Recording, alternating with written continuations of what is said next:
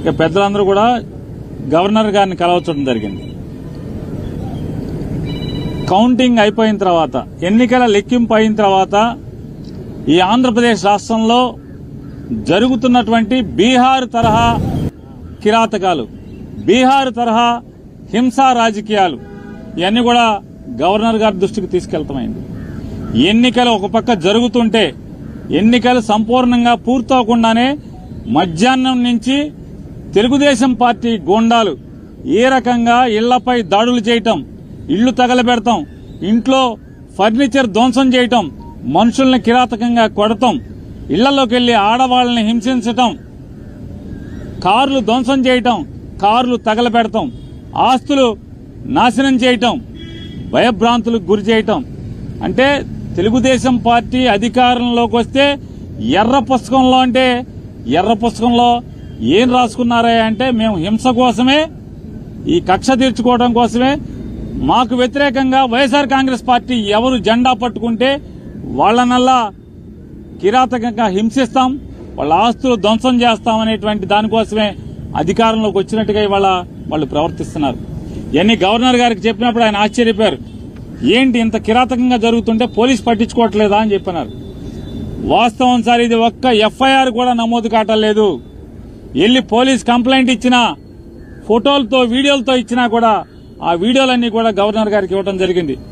ఇంకా ఎక్కడెక్కడైతే జరుగుతున్నాయో అన్నీ చెప్పడం జరిగింది. ఆఖరికి ఈరోజు మీతో మాట్లాడటానికి వచ్చే ముందు కూడా నూజివీడులో ఒక కౌన్సిలర్ ని నడి బజారులో పట్టపగలు స్టాబింగ్ చేయడం జరిగింది. కత్తులతో వెంటపడి పొడవటం జరిగింది. పోలీసు సాక్ష్యంగా, పోలీసులు ఆ పక్కన ఉన్నా కూడా పోలీసుల ముందే స్టాబింగ్ చేసిన, కత్తులతో పొడిచినా కూడా పోలీసులు ఆపిన పరిస్థితి లేదు. కనీసం కేసు పెట్టినటువంటి ఇంతవరకు కూడా దాఖలాలు కాలేదంటే గవర్నర్ గారు ఆశ్చర్యపోయి, ఖచ్చితంగా నేను డీజీపీని పిలిపిస్తాను, ఇవన్నీ కూడా గట్టిగా విచారణ చేస్తాను మీరు అంటే మేము ఆయనకి వీడియోలతో సహా ఇవ్వడం జరిగింది, ఫోటోలతో సహా ఇవ్వడం జరిగింది. అవన్నీ కూడా ఆశ్చర్యపోయి అన్ని కూడా మేము ఫోన్లో కూడా కొన్ని చూపించాం, వీడియోలు ఎలా ఉన్నాయో.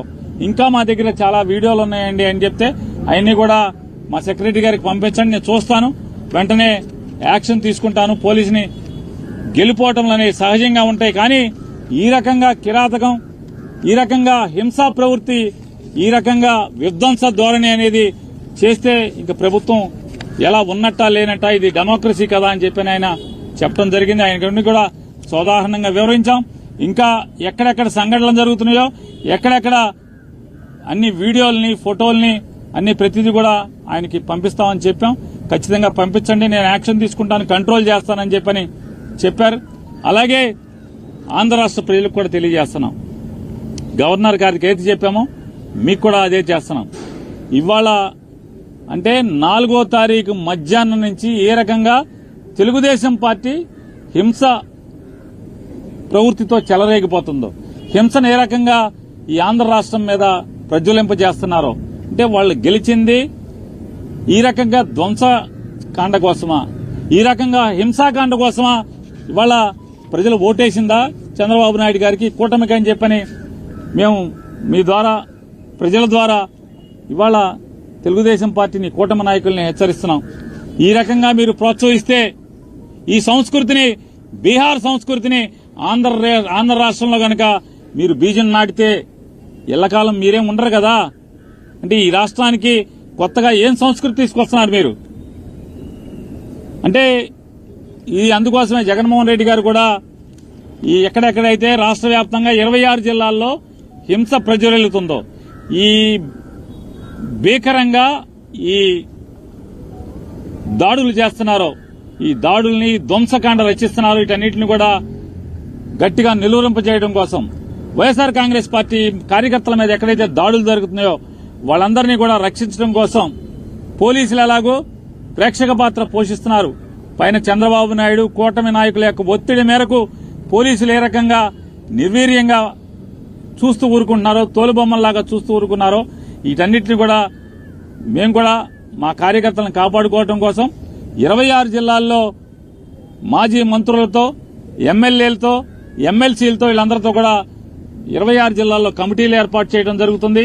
ఈ కమిటీలందరూ కూడా ఎక్కడెక్కడ తెలుగుదేశం ఈ కూటమి నాయకులందరూ కూడా ధ్వంసరచన చేసి ధ్వంసం చేస్తున్నారో, హింసాకాండ చేస్తున్నారో అక్కడ వైఎస్ఆర్ కాంగ్రెస్ పార్టీని వెళ్లటం, వాళ్ళని పరామర్శించడం, అక్కడ వీడియోలు ఫోటోలు మొత్తం తీసుకుని అక్కడ ఉన్న ఎస్పీని కలవటం, మీడియా ద్వారా ప్రపంచానికి తెలుగుదేశం పార్టీ కూటమి నాయకులందరూ కూడా ఎంత ధ్వంసం చేస్తున్నారో, హింస చేస్తున్నారో, మారణకాండ చేస్తున్నారో అదంతా కూడా ప్రపంచానికి చెప్పే కార్యక్రమాన్ని, మా కార్యకర్తల్ని కాపాడుకునేదానికి, మా కార్యకర్తలకు అండగా ఉండేదానికి ఈరోజు జగన్మోహన్ రెడ్డి గారు కమిటీలు వేశారు. ఆ కమిటీలన్నీ కూడా రేపటి నుంచి ఆ కార్యక్రమాల్లో ఎక్కడెక్కడైతే దాడులు జరిగినాయో, దాడులు జరిగిన వెంటనే సమాచారాన్ని అందుకు వెళ్తాం గాని, అలాగే లీగల్ టీంలన్నీ కూడా రాష్ట్ర వ్యాప్తంగా ఉన్న 26 నియోజకవర్గాల్లోని వైఎస్ఆర్ కాంగ్రెస్ పార్టీ లీగల్ టీంలన్నీ కూడా యాక్టివేట్ చేయడం జరిగింది. వాళ్లు కూడా ఎవరైతే రాజకీయ పార్టీ నాయకులతో పాటు వాళ్లు కూడా వెళ్లటం, కేసులు ఎక్కడెక్కడైతే కడతలేదో కేసులు చేసేదానికి కూడా ఎస్పీలను కలవటం, అలాగే ఆ వివరాలన్నీ కూడా మళ్లీ గవర్నర్ గారికి తీసుకొచ్చి ఇచ్చేదానికి కూడా ఇవాళ మేము నిర్ణయం తీసుకోవడం జరిగింది. ఇవాళ మరొకసారి కూటమి నాయకుడైన చంద్రబాబు నాయుడు గారిని కూడా గట్టిగా మేము హెచ్చరిస్తున్నాం.